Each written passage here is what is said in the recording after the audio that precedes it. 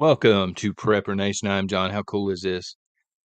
I guess the camera's picking this up. You can literally see the steam coming off the coffee this morning. How neat is that? It is hot. So welcome to Prepper Nation. Thank you for being here again. I'm John. Very quickly, I just want to say this. If it says streamed earlier this morning, Google is not harassing you or anything. Like Google's not doing me dirty. It was streamed earlier this morning. Just to clarify, I've got a few different programs that I used to stream with. StreamYard is only free to a certain point, and I'm not paying. I'm not in a position where I can pay for the paid version, so I cap it out, and then I have to switch to OBS, or I have to do it this way.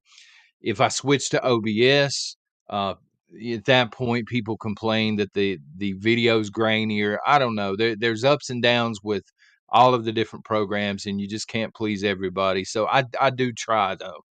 So that's why it's saying that it's on my end. It's not YouTube. Inflation is cooling off. Supposedly, again with the lies, we were talking about the lies just yesterday. They're saying inflation now across the board is 3.4%. Bull crap.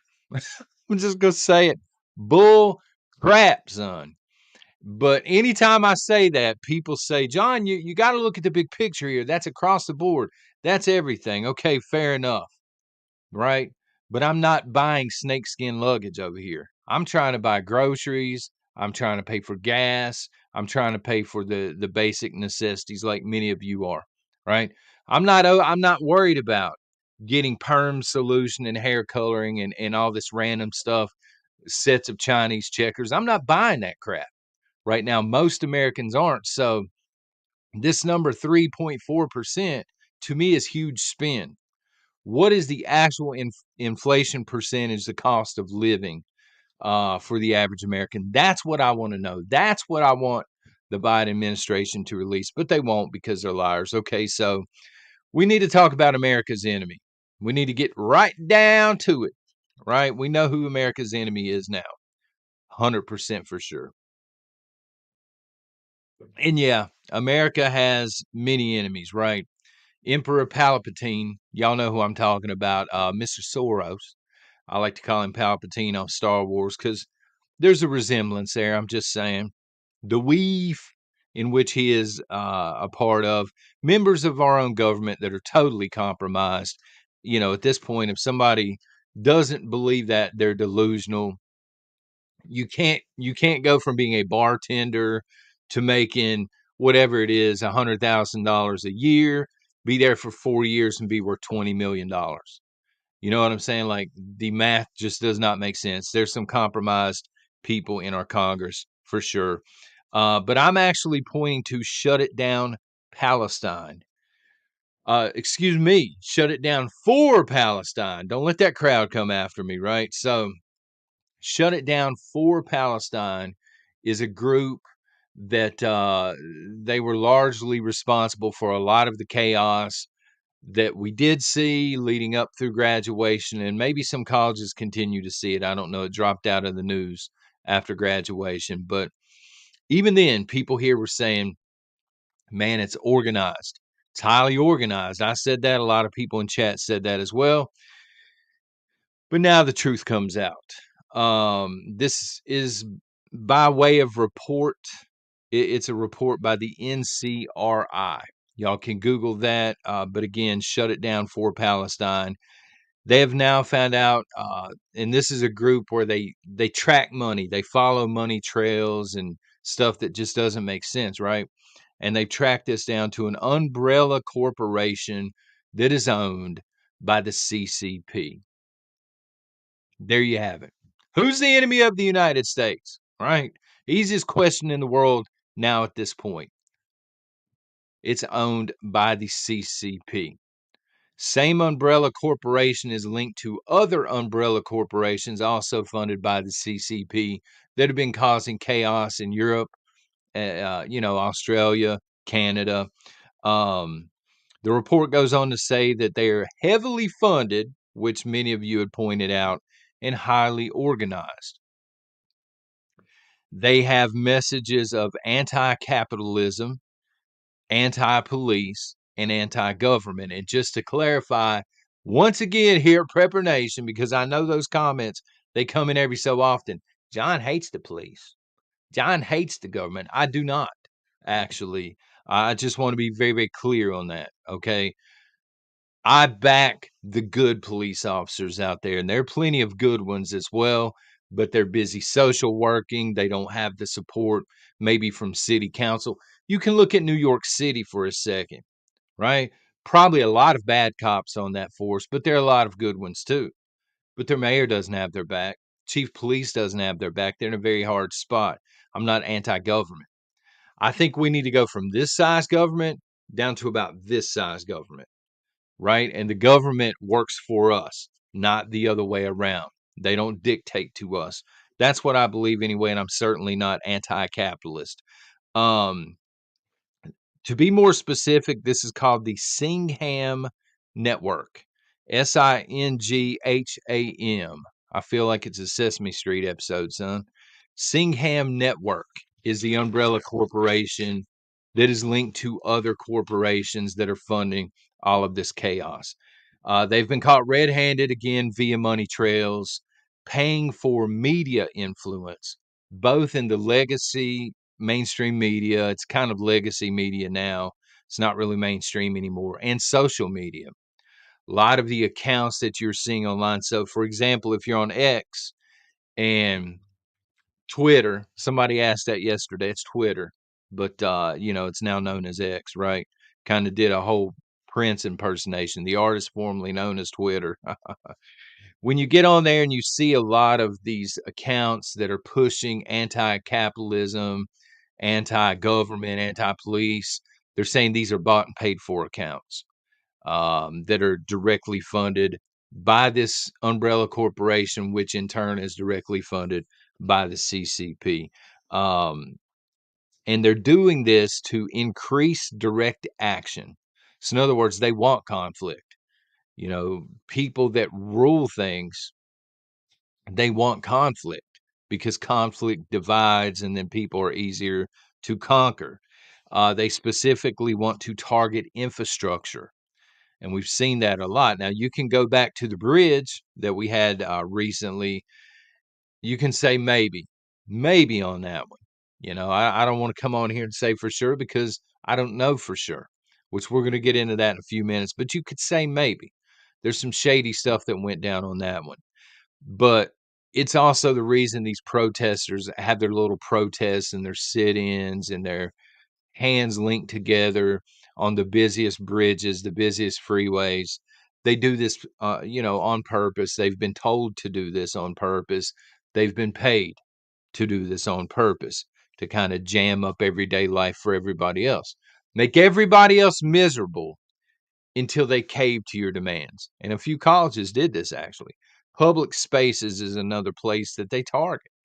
Um, College campuses, sure, but you see these people show up in other public spaces. Not really flash mobbing because I think it's a little more organized than a flash mob, but they just show up.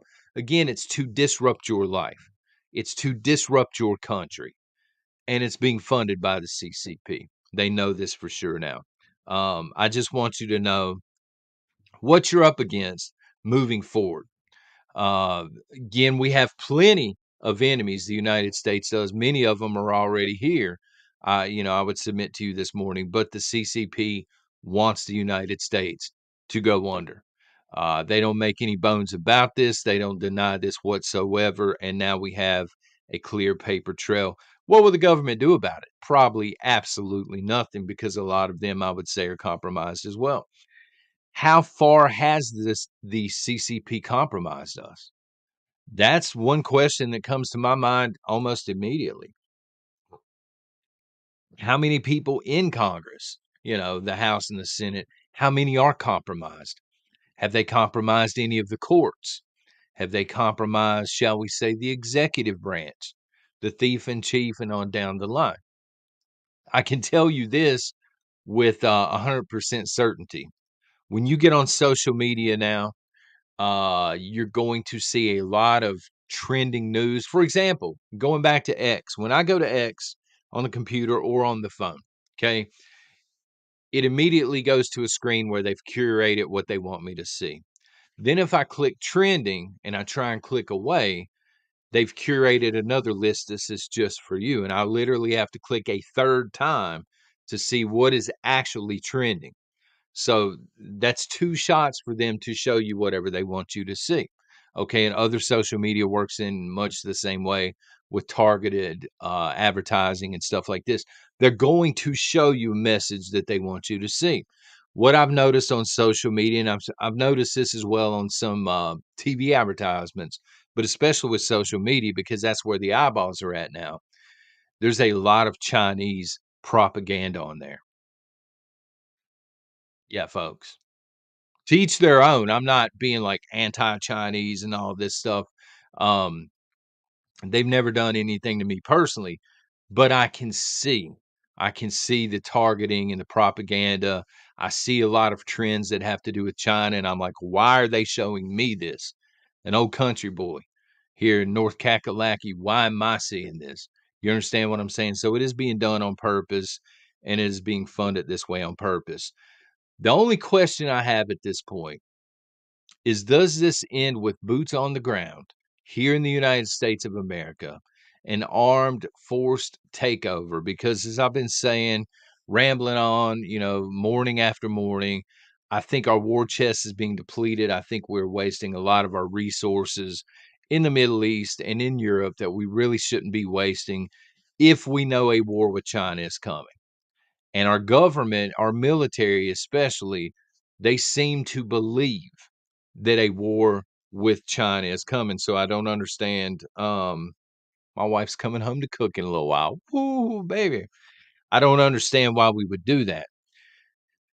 So will we see boots on the ground, or is the plan just a soft takeover?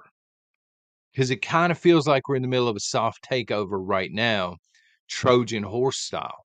You know what I mean? Let me know what you think in the comments if you want to, but a soft takeover. For me, it kind of feels like that's what's going on. We're slowly being introduced. We talked a couple of weeks ago about normalcy bias. Eventually, if you're shown stuff enough or you hear stuff enough, you're going to begin to believe it's normal, even though it's not. Is this a situation where we continue to hear about China in the news, continue to see Chinese trends and Chinese music and Chinese fashion until we're all speaking Mandarin here in the United States of America and we're none the wiser? I don't know. I don't want to be dropping a random truth bomb that I don't know for sure, right? That's speculatory on my part. So I don't want to sit here and commit to it and hitch a wagon to it. Bringing me to the final point of this video, the dropping of random truth bombs. It accomplishes nothing. And I'm not picking on the folks here at Prepper Nation. I do see it in the comments section quite a bit. But I see it in other communities as well, all of the time. And I'm going to give you some examples here. Trump is deep state. Trump is part of the agenda. I saw this one yesterday. I think they said Trump is part of the agenda or something like that.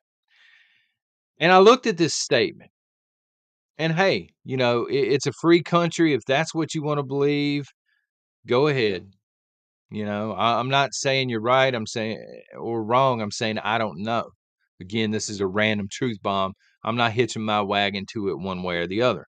I'd mentioned Trump apparently in a video yesterday or the day before, and they were like, Trump is part of the problem. He's deep state, whatever. My question for you and anybody else that drops these kind of comments here or elsewhere, what does a statement like that actually accomplish? At the end of the day, when you get right down to it, what does it accomplish? Does it just make you feel good making that statement? Are you legitimately believing that? Are you trying to wake other people up? Because I would think if you legitimately believe that, unless you're a moron, you've seen some proof somewhere. Now, maybe you have seen some proof somewhere, but why would you not attach that truth to that statement? You understand what I'm saying? Just making a vague blank statement like that. You offered no proof. You've given no alternative. I think it was yesterday, forgive me if I'm wrong, where we were talking about Trump and his potential VP versus Biden and Kamala Harris, right? And so again, somebody said, "Well, Trump's part of the deep state." Well, what's the solution then? And what is your proof? What leads you to believe this? What is the purpose of that statement in the first place? I don't know. I don't think you're waking anybody up by dropping that statement with zero proof. I don't get it. And anytime you question anybody when it comes to Trump, you do have that crowd that thinks he's the savior. I get it. And those folks are nuts. But you also, anytime you try and defend Trump on anything, you're called, at least I am, or you're just a Trump fanboy. How is that exactly? You know, how how am I a Trump fanboy for asking for receipts? If you're gonna leave a comment like that, bring some receipts, or at least enlighten us what is going on inside of that beautiful mind of yours. Because dropping that with zero receipts, I mean, what does that actually mean? You Does this mean you like Biden? Are you a communist? Are you trying to tell us something else? I mean, I don't understand. Here's another one that I see sometimes in the comments here. Capitalism is a disease. How so? How so? It's not a perfect system, but please again enlighten us. Expand on it a little bit. Capitalism is a disease. Why? Because you saw a commercial in the middle of Sesame Street. There we go with Sesame Street again, son. Seriously, you were watching PBS and you saw a commercial and it convinced you. You have numbers to support this. You have a better alternative. I don't understand. Alex Jones is compromised. We hear this one sometimes. And again, maybe he is. I'm not sitting up here saying he's not. I'm saying I don't know. And if you do know, why would you not leave receipts with that statement? This does nothing for anybody. I think vetting information matters. You know what I'm saying? Not just hearing sound bites here or hearing sound bites over here. Vet the information, right? Hear the information. And if the old antenna goes off, son, if it pops up in the air, go a digging, go looking. I get it. Google likes to suppress stuff and they like to hide certain things. You might have to dig for a while, but and they always say, and I've asked, people will say, Alex Jones is compromised. And I've literally responded to these people and I said, how so? Well, do the research. That's the reply that I normally get. Trump is compromised. How so? Do the research. Like, bro, the burden of proof is on you. If you're going to come in and you're going to drop a statement saying, the GOP nominee, the guy that's leading in the election, the guy that's being witch hunted, I believe, right now, and not allowed to speak because he's under a gag order, and he's basically been bankrupted through this entire process. If you're going to tell me he's deep state, the burden to prove that is on you. You don't just come and dump it. It's lunacy. You dump a comment, Trump is compromised. Do the research. No, fool. You do the research and then you come over here and you drop it. Otherwise, nobody's going to take you seriously. Same with the Alex Jones crowd. But it is what it is. Y'all take it easy. God bless.